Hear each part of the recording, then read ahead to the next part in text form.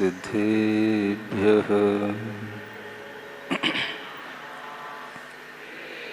ॐ नमः सिद्धेभ्यः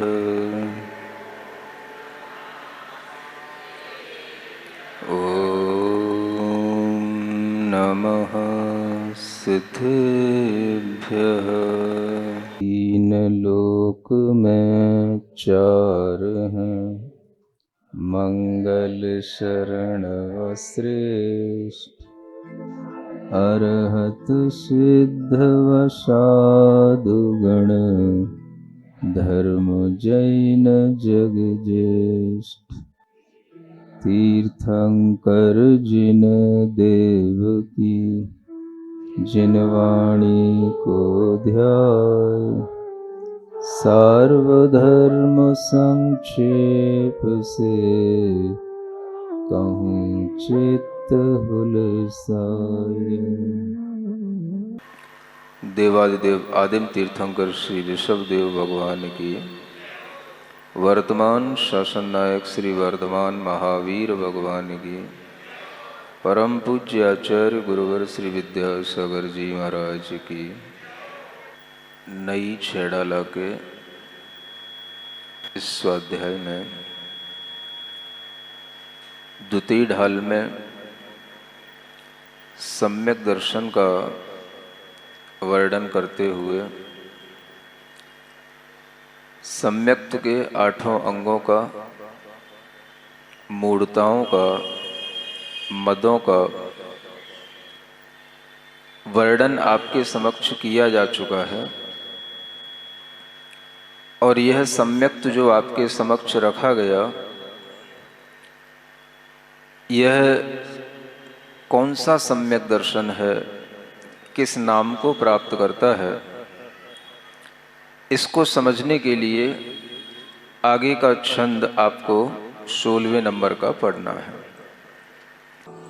सो समकित भी व्यवहार जान, कारण है निश्चय कार्यमान। मुनि पांडव पारसनाथ स्वामी, सम्यक दृष्टि निश्चयी नामी।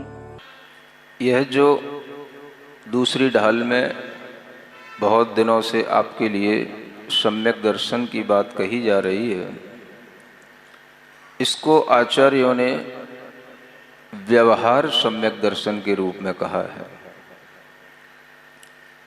जब व्यवहार होता है तो निश्चय भी सम्यक दर्शन के रूप में कहा जाता है।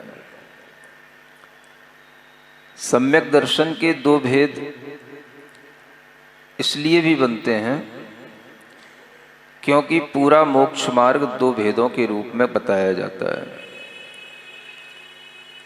व्यवहार मोक्ष मार्ग भी होता है और निश्चय मोक्ष मार्ग भी होता है। इसी तरह से व्यवहार सम्यक दर्शन भी होता है, निश्चय सम्यक दर्शन भी होता है। जब सम्यक दर्शन दो प्रकार का है तो सम्यक ज्ञान भी दो प्रकार का होगा ही। तो उसको भी इसी रूप में जानना, व्यवहार सम्यक ज्ञान और निश्चय सम्यक ज्ञान। जब सम्यक दर्शन सम्यक ज्ञान दो प्रकार का है तो सम्यक चारित्र भी दो प्रकार का होगा। व्यवहार सम्यक चारित्र और निश्चय सम्यक चारित्र। जहाँ पर व्यवहार सम्यक दर्शन, व्यवहार सम्यक ज्ञान और व्यवहार सम्यक चारित्र का संयोजन होगा, उससे जो मार्ग बनेगा वो व्यवहार मोक्ष मार्ग कहलाएगा। और जब निश्चय सम्यक दर्शन, निश्चय सम्यक ज्ञान और निश्चय सम्यक चारित्र को लेकर के जो मार्ग बनेगा उसको निश्चय मोक्ष मार्ग कहेंगे। यह ध्यान में रखते हुए कि मोक्ष मार्ग में जब दो भेद हो जाते हैं तो मोक्ष मार्ग जिन अंगों के माध्यम से चलता है उनके भी भेद दो रूपों में स्वतः हो जाते हैं। इसी व्यवहार सम्यक दर्शन को आचार्य सराग सम्यक दर्शन कहते हैं और निश्चय सम्यक दर्शन को आचार्य वीतराग सम्यक दर्शन। जो चीज हमारे व्यवहार में आती है, हमारी इंद्रियों का विषय बनती है, जिसमें हम अनेक रूपता का व्यवहार करते हैं, जिसमें अनेक भेद प्रभेद देखने को मिलते हैं, वह सब व्यवहार का अंग होता है। और जिसमें किसी भी तरह का भेद नहीं होता, जिसमें हमारी इंद्रियों का भी वो विषय नहीं बनता, जिसमें हमें सभी प्रकार के प्रभेदों को भेदों को छोड़ करके सिर्फ एक पर ध्यान देना होता है, उसको निश्चय कहा जाता है। यह व्यवहार और निश्चय की अवधारणा आपके दिमाग में यदि रहेगी तो आप कभी कंफ्यूज नहीं होंगे। व्यवहार और निश्चय का यह कॉन्सेप्ट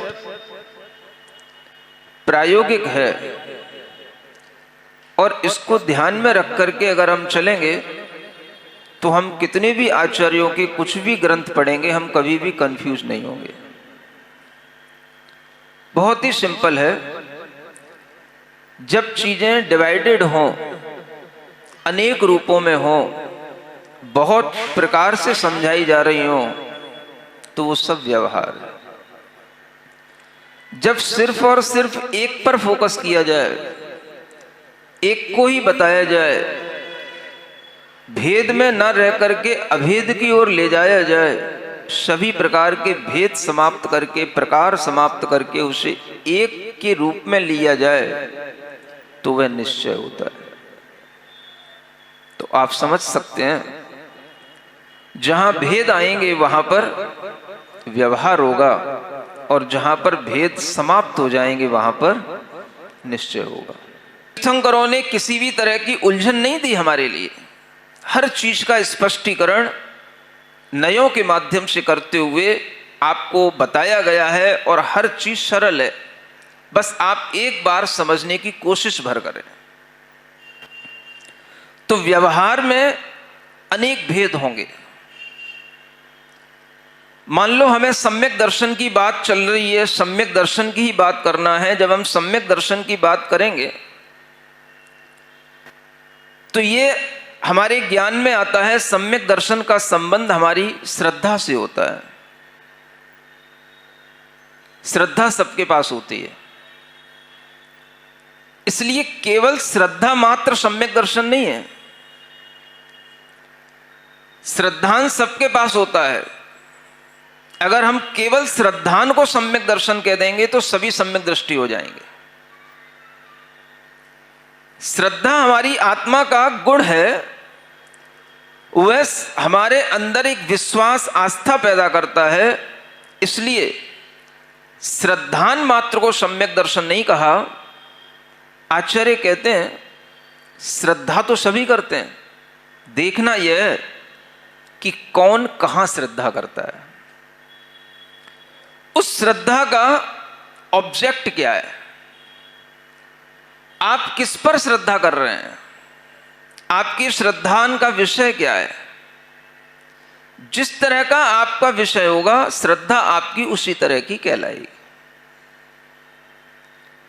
तो श्रद्धान महत्वपूर्ण नहीं है, हमारी श्रद्धा का विषय क्या है यह महत्वपूर्ण है। जब हम उस श्रद्धा को बाहर की ओर देखते हैं और उस श्रद्धा के विषय को पकड़ते हैं तो हमारे सामने एक नहीं अनेक विषय आ जाते हैं। और वह अनेक विषय हमें कहीं ना कहीं उन्हीं तीन तत्वों से रिलेटेड होते हैं जिनकी चर्चा आपको इसी दूसरी ढाल में पहले कराई गई है। कौन से तीन तत्व? देव, शास्त्र और गुरु। ये तीन तत्व हैं। इन्हीं तीन तत्वों से जब हम जुड़ते हैं तो हमारी श्रद्धा भी तीन विषयों में जुड़ती है। जब हमारी श्रद्धा तीन विषयों में जुड़ गई तो कम से कम तीन सब्जेक्ट तो हमारे पास हो ही गए ना। तो जब हमारी श्रद्धा में ये तीन विषय आए, देव शास्त्र गुरु, तो ये हमारी श्रद्धा से इन तीन विषयों के बारे में जब हमने अपने अंदर उस श्रद्धा का विषय बनाया, तो ये जो श्रद्धान है, यह श्रद्धान उस विषय पर निर्भर करेगा कि आपने अगर देवशास्त्र गुरु को, सही देवशास्त्र गुरु को विषय बनाया है, सम्यक को विषय बनाया है, तो आपकी श्रद्धा सम्यक दर्शन का रूप ले लेगी। और अगर आपने मिथ्या देवशास्त्र गुरु को विषय बनाया है, तो आपकी श्रद्धा मिथ्या दर्शन का रूप ले लेगी। महत्वपूर्ण श्रद्धा नहीं है, महत्वपूर्ण है श्रद्धा का विषय। श्रद्धा का विषय क्या है? सो देव शास्त्र गुरु तीन तत्व, वह देव शास्त्र और गुरु भी आपके लिए पता होने चाहिए। कौन से देव शास्त्र गुरु, कौन से देव, कौन से भगवान? देव गति के देव की बात है यहां पर, या जो 18 दोषों से रहित हैं उन देव की बात है यहां पर? तो कम से कम आपके लिए सबसे पहले 3 सब्जेक्ट की व्यवस्था बनाई गई। कितने कम से कम होने चाहिए? 3। देव शास्त्र गुरु। जब आपका मन बन गया कि हाँ हमें 3 सब्जेक्ट लेने हैं, अच्छे हैं, ठीक है, इसी को ही और डिवाइड करके अब हमने 3 के 4 बना दिए। सुन रहे हो? क्या बना दिए?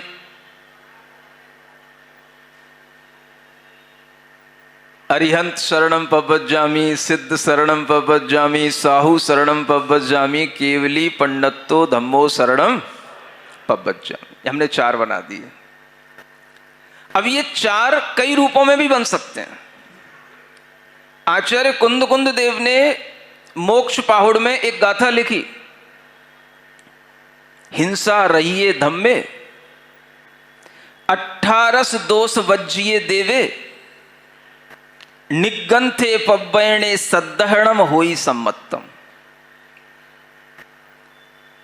उन्होंने कहा कि इन पर श्रद्धान करने से सम्यक्त होगा। किन पर? तो उन्होंने 4 चीजें बता दी। पहले कहा हिंसा रहिए धम्मे, उस धर्म पर श्रद्धान करो जिस धर्म में हिंसा नहीं होती, अहिंसा धर्म पर श्रद्धान करो। फिर कहते हैं 18 दोष वज्जिए देवे, उस देव पर श्रद्धान करो जो 18 दोषों से रहित है। फिर कहते हैं निगंथे, निर्ग्रंथ पर भी श्रद्धान करो जो निर्ग्रंथ मुनि है। और पव्वयणे, जो प्रवचन है, जो उपदिष्ट पदार्थ है, उस पर भी श्रद्धान करो। तो अब आपको विचलित नहीं होना। 3 पर कर लिया तो 3 से ही 4 पर आ जाओगे, 4 से 5, 6, 7, 8, 9 कितने ही सब्जेक्ट बनते चले जाएं, लेकिन उन सबका आधार क्या है? सुदेव शास्त्र गुरु 3 तत्व। इन्हीं 3 से 4 बन गए। 4 के भी 2 रूप हो गए, 4 शरण के रूप में, और ये आचार्य कुंद देव ने ये 4 चीजें बता दी इनके रूप में। सद्धरणम होई सम्मतम, इन 4 चीजों का श्रद्धान करोगे तो सम्यक दर्शन होगा। सुन रहे हो?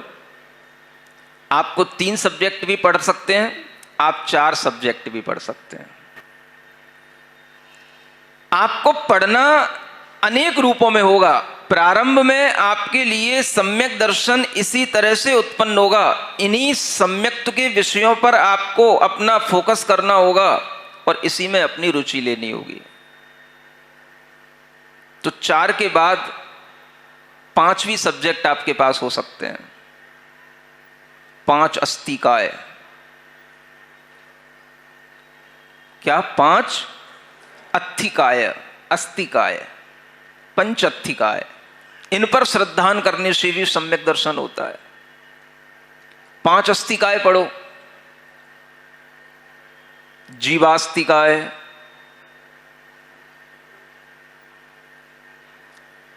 कौन कौन से 5 अस्तिकाय? फिर उसके बाद अजीब नहीं, पुद्गल अस्तिकाय, फिर धर्मास्तिकाय, फिर अधर्मास्तिकाय और फिर आकाश अस्तिकाय। ये 5 अस्तिकायों का ज्ञान लो, इन पर श्रद्धान करो तो भी आपको सम्यक दर्शन होगा। आपसे कहा जाएगा आपको 6 सब्जेक्ट भी पढ़ने पड़ सकते हैं। 6 द्रव्यों का ज्ञान करो, 6 द्रव्यों को पढ़ो, द्रव्य संग्रह पढ़ो, 6 द्रव्यों का स्वरूप समझो, उनसे भी आपको सम्यक दर्शन होगा। 6 द्रव्य: जीव द्रव्य, पुद्गल द्रव्य, धर्म द्रव्य, अधर्म द्रव्य, आकाश द्रव्य और काल द्रव्य। इन 6 द्रव्यों पर श्रद्धान करो, इससे भी सम्यक दर्शन होगा। जब 6 के आगे बढ़े तो भाई 7 सब्जेक्ट भी हो सकते हैं, 7 चीजों को पढ़ो, 7 पर श्रद्धान करो, वो 7 तत्व कहे गए। जीव तत्व, अजीव तत्व, आश्रव तत्व, बंध तत्व, संवर तत्व, निर्जरा तत्व और मोक्ष तत्व। 7 तत्वों पर श्रद्धान करो। इन 7 तत्वों के श्रद्धान से भी आपको सम्यक दर्शन होगा। आपके लिए 7 के आगे भी 8 कर्मों का ज्ञान कराया जाता है। 8 कर्मों पर श्रद्धान करो, 8 कर्म पर श्रद्धान करने से भी आपको सम्यक दर्शन होगा। कौन से कर्म? अपने दिन भर के 8 कर्म नहीं, ज्ञानावरणी कर्म, दर्शनावरणी कर्म, मोहनी कर्म, वेदनी कर्म, आयु कर्म, नाम कर्म, गोत्र कर्म और अंतराय कर्म। इन 8 कर्मों पर श्रद्धान करो, इससे भी आपको सम्यक दर्शन होगा। डिफरेंट टाइप की आपके पास में बुक्स हैं, डिफरेंट सब्जेक्ट हैं, लेकिन आपको अभी अनेक सब्जेक्टों में से अपने लिए चूज कर लेना है। बहुत डिफरेंट स्ट्रीम्स हैं, आपको कोई भी एक स्ट्रीम पे चलना है। सुन रहे हो? कमी नहीं है यूनिवर्सिटी के अंदर डिपार्टमेंट्स की। फिर 8 कर्मों पर श्रद्धान करने वाला ज्ञान, और उससे आगे बढ़े तो 9 पदार्थों का भी श्रद्धान करने से सम्यक दर्शन होता है। जो सप्त तत्व बताए उन्हीं में पुण्य पदार्थ और पाप पदार्थ के साथ उन सप्त पदार्थों को जानना। जीव पदार्थ, अजीव पदार्थ, आश्रव पदार्थ, बंध पदार्थ, संवर पदार्थ, निर्जरा पदार्थ, मोक्ष पदार्थ, पुण्य पदार्थ और पाप पदार्थ। ये पदार्थ विज्ञान है। इसको पढ़ लो, इस पे श्रद्धा कर लो। 9 पदार्थों को पढ़ने से, श्रद्धान करने से आपको सम्यक दर्शन हो जाएगा। आपको 10 सब्जेक्ट भी पढ़ाए जा सकते हैं, 10 धर्म की बात भी बताई जा सकती है। 10 धर्म के ऊपर श्रद्धान करने से आपको सम्यक दर्शन होगा। केवल आप 10 धर्म पर श्रद्धान कर लो। उत्तम क्षमा, उत्तम मार्दव, उत्तम आर्जव, उत्तम शौच, उत्तम सत्य, उत्तम संयम, उत्तम तप, उत्तम त्याग, उत्तम अकिंचन, उत्तम ब्रह्मचर्य। कर लो आप 10 धर्म पर केवल श्रद्धान कर लो, आपको सम्यक दर्शन हो जाएगा। और बढ़े आगे, 11 प्रतिमाओं पर श्रद्धान कर लो। 11 प्रकार की प्रतिमाएं होती हैं श्रावक की। सुन रहे हो? दर्शन प्रतिमा, व्रत प्रतिमा, सामायिक प्रतिमा, प्रोषद प्रतिमा, सचित त्याग प्रतिमा,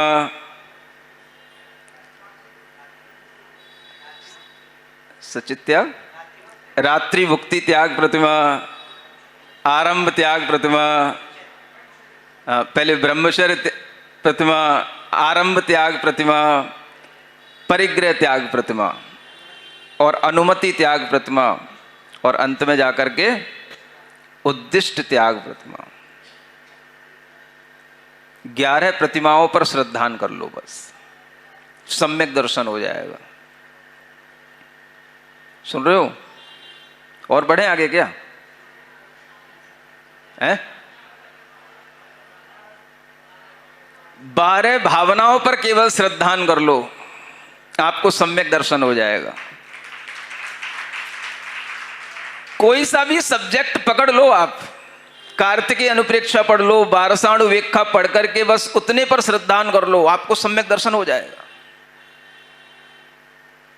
अनित्य अनुप्रेक्षा, असरण अनुप्रेक्षा, संसार अनुप्रेक्षा, एकत्व अनुप्रेक्षा, अन्यत्व अनुप्रेक्षा, असुचि अनुप्रेक्षा, आश्रव अनुप्रेक्षा, संवर अनुप्रेक्षा, निर्जरा अनुप्रेक्षा, लोक अनुप्रेक्षा, बोधि दुर्लभ अनुप्रेक्षा और धर्मानुप्रेक्षा। ये 12 भावनाएं पढ़ लो, केवल 12 सब्जेक्ट तैयार कर लो, 12 भावनाओं पर विश्वास कर लो, आपको सम्यक दर्शन हो जाएगा। और भी आपको बढ़ना हो तो और भी बताया जा सकता है। 13 प्रकार का चारित्र होता है, उस पर श्रद्धान कर लो। 5 महाव्रत, 5 समिति और 3 गुप्तियां।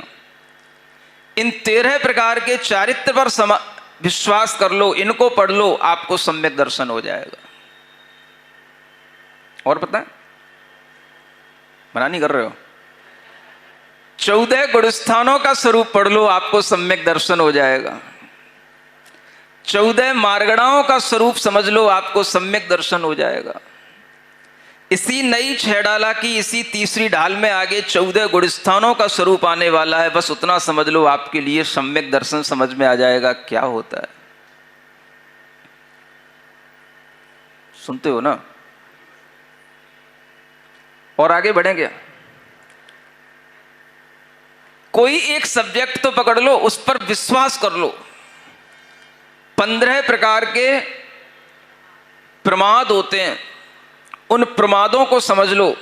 4 विकताएं, 4 कसाएं, 5 इंद्रियों के विषय, निद्रा, स्नेह, ये 15 प्रमाद पर अपना विश्वास कर लो और इनसे बचने के लिए तत्पर हो जाओ, आपको इससे भी सम्यक दर्शन हो जाएगा। सुन रहे हो ना? कितने विषय चाहिए आपको? 16 विषय चाहिए तो 16 कारण भावनाओं को पढ़ लो, 16 कारण पर विश्वास कर लो। तिथ्यर भावना जो ग्रंथ है उसका अध्ययन कर लो, आपको 16 कारण भावनाओं पर विश्वास होने से भी आपके लिए सम्यक दर्शन बन जाएगा।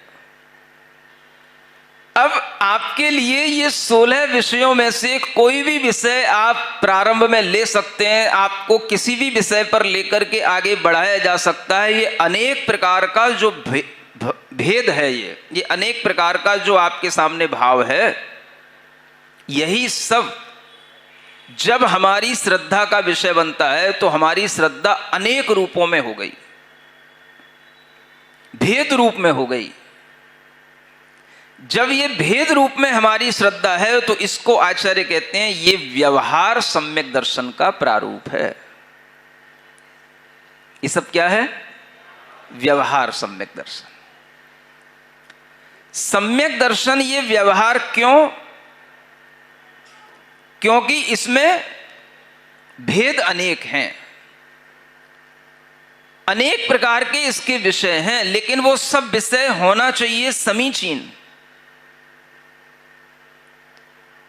इसलिए वो कहां से शुरू होते हैं? तो देव, शास्त्र और गुरु से शुरू होते हैं। ये 3 तत्व से शुरू करोगे तो 16 तत्व तक भी पहुंच जाओगे, तो ये 3 तत्वों का ही उसमें सार मिलता चला जाएगा आपको।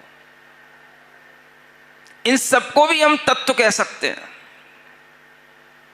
इसलिए तत्व 7 ही होते हैं, ऐसा एकांत नहीं है।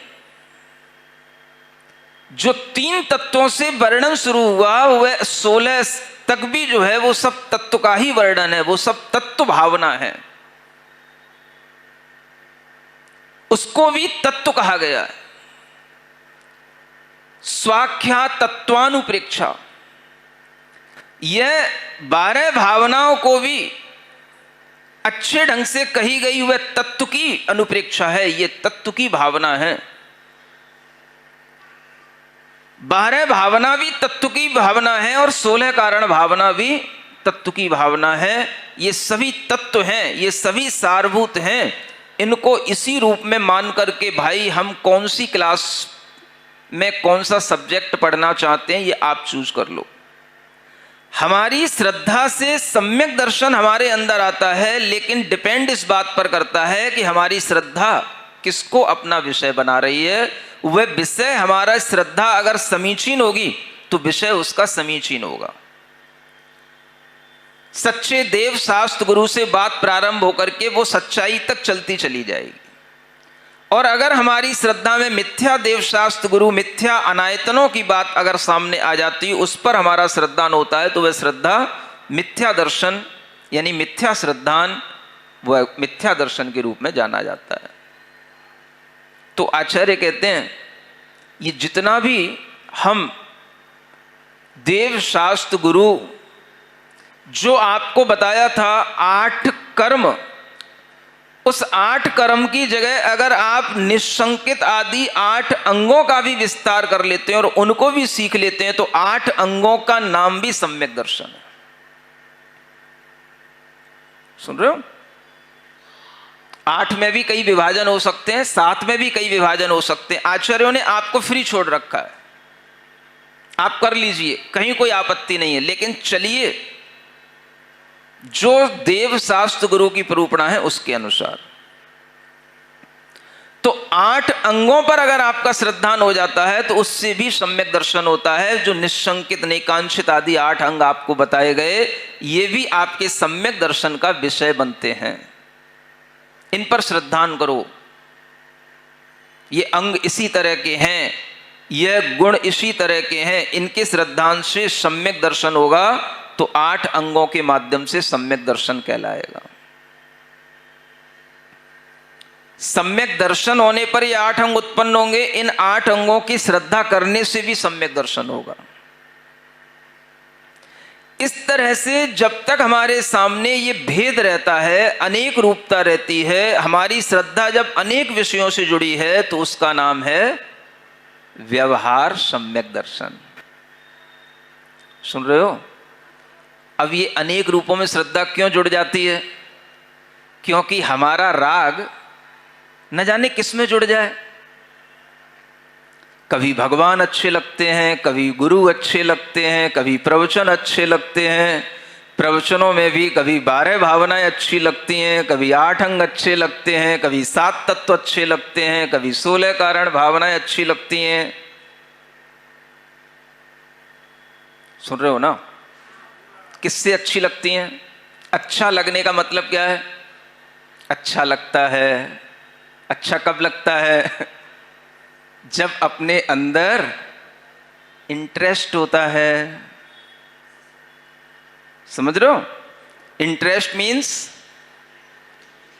रुचि। रुचि उत्पन्न होती है किसी भी चीज के प्रति, तो किससे होती है? तो राग से होती है।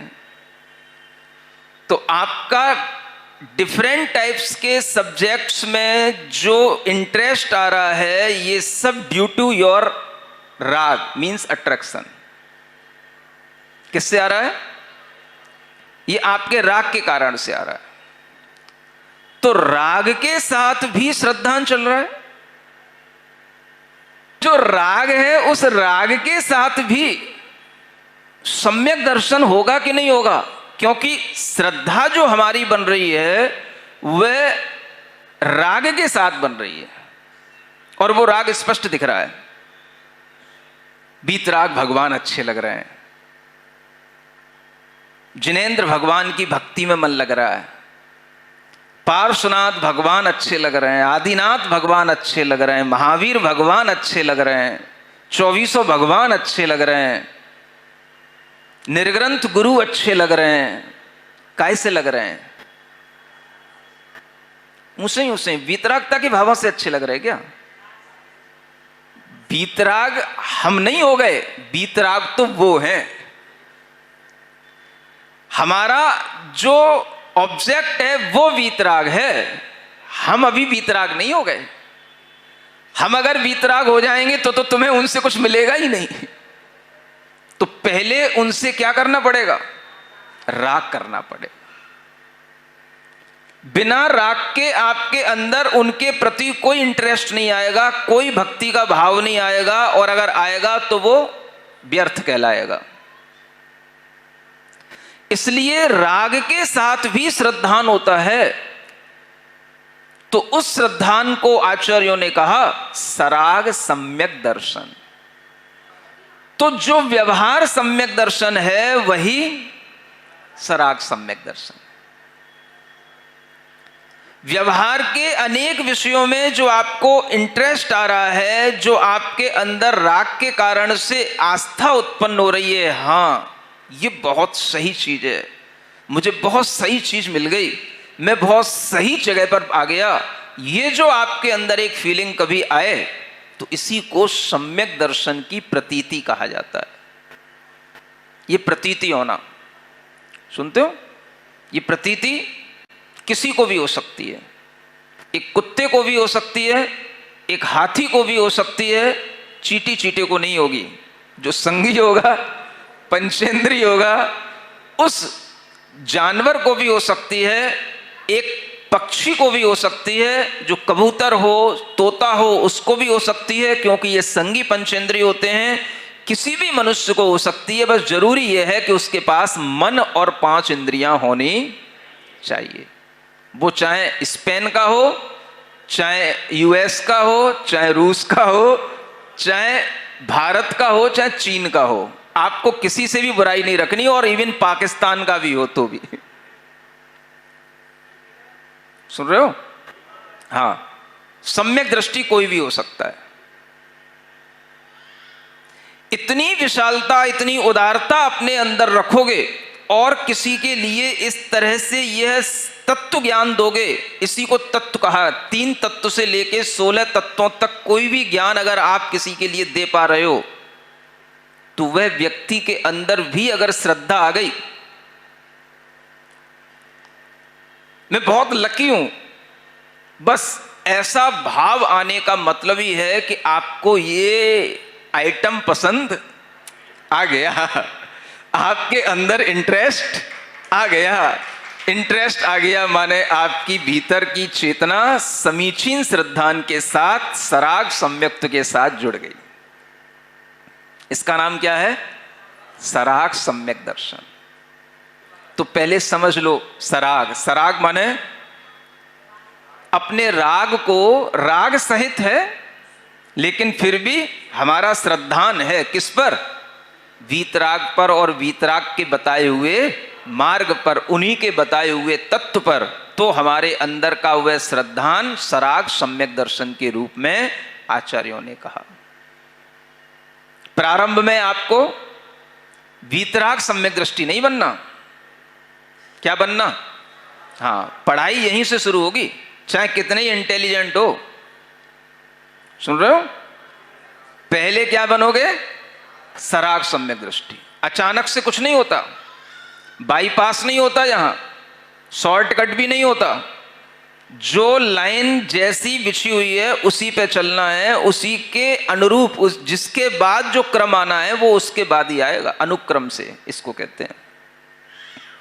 तो सराग सम्यक दर्शन के बिना कभी वीतराग सम्यक दर्शन नहीं होता। व्यवहार सम्यक दर्शन के बिना कभी निश्चय सम्यक दर्शन नहीं होता। अनेक रूपों में श्रद्धा किए बिना कभी एक तत्व की, एक आत्म रूप की श्रद्धा कभी बनती नहीं है। ये पढ़ाई पहले पढ़ लो। सुन रहे हो? तो व्यवहार में आपको एक चीज नहीं पढ़ाई जाएगी, कितनी? अनेक। श्रद्धा आपकी एक पर नहीं बिठाई जाएगी, कितनों पर? अनेक पर। क्योंकि आचार्यों को पता है आपकी श्रद्धा शुरू से एक पर नहीं रह सकती। आप एक को सुनने के बाद कुछ और बताओ ना, कब तक? एक ही बात, समझ में आ रहा ना? तो आपकी श्रद्धा के लिए अनेक सब्जेक्ट दिए गए, इसलिए एक को छोड़ करके जो अनेक रूपों में आपकी श्रद्धा बिखर रही है, कहना चाहिए बिखरने का मतलब अनेक रूपों में विभाजित हो रही है, वह व्यवहार सम्यक दर्शन है। उसको भी सम्यक दर्शन कहा, गलत नहीं है। मिथ्या दर्शन का विपरीत वह परिणाम सम्यक दर्शन का परिणाम है। चाहे किसी भी रूप में जुड़ जाए, चाहे अहिंसा धर्म से जुड़ जाए, चाहे वह वीतराग देव से जुड़ जाए, चाहे वो निर्ग्रंथ गुरु से जुड़ जाए, और चाहे उन निर्ग्रंथों के प्रवचनों से जुड़ जाए। तो व्यवहार सम्यक दर्शन सबसे पहले ग्रहण करने योग्य होता है। कोई भी जीव होगा सबसे पहले वह व्यवहार सम्यक दृष्टि ही बनेगा, चाहे तीर्थंकर का ही जीव क्यों ना हो। क्रम यही है। वह व्यवहार सम्यक दर्शन के रूप में ही अपने अंतरंग में अनंतानुबंधी कषायों का, मिथ्यात्वादी परिणामों का, उन कर्मों का उपशमन करके अपने अंतरंग में सम्यक दर्शन प्राप्त करेगा। तो एक प्रक्रिया बाहर चल रही होगी उसके इंटरेस्ट की, और एक प्रक्रिया कर्म के अंदर चल रही होगी जो उन कर्मों को दबा रही होंगे। वह आत्मा के परिणाम जो कर्म के परिणाम को दबा दें, तो उसी के लिए ऐसा इंटरेस्ट भीतर से आने लग जाता है। उसी भीतर के इंटरेस्ट को ही सम्यक दर्शन का भाव कहा जाता है, जो आएगा कब? जब आपका मिथ्यात्व कर्म शांत हो जाएगा, अनंतानुबंधी कषाय शांत हो जाएगी, तब आपके अंदर वह रियल इंटरेस्ट क्रिएट होगा जो आपको सच्चे देव से, शास्त्र से, गुरु से, प्रवचन से, अनेक विषयों से आपको जोड़े रखेगा, और आप हमेशा उसी में सुख अनुभव करेंगे, सब में सुख अनुभव करेंगे। 10 धर्मों का पालन कर रहे हैं तो भी सुख, 10 धर्मों की पूजा कर रहे हैं तो भी सुख, 10 धर्म का जाप कर रहे हैं तो भी सुख, सब में आपको सुख मिलेगा। यह सुख की अनुभूति भी अनेक रूपों से जब वह करने लग जाता है, तो इसी का नाम सराग सम्यक दृष्टि जीव कहलाता है। सराग सम्यक दर्शन को जो जीव धारण करे उस जीव को क्या बोलेंगे? सराग सम्यक दृष्टि। तो सम्यक दृष्टि तो जीव हो गया, आत्मा हो गई, और सम्यक दर्शन उसका गुण हो गया।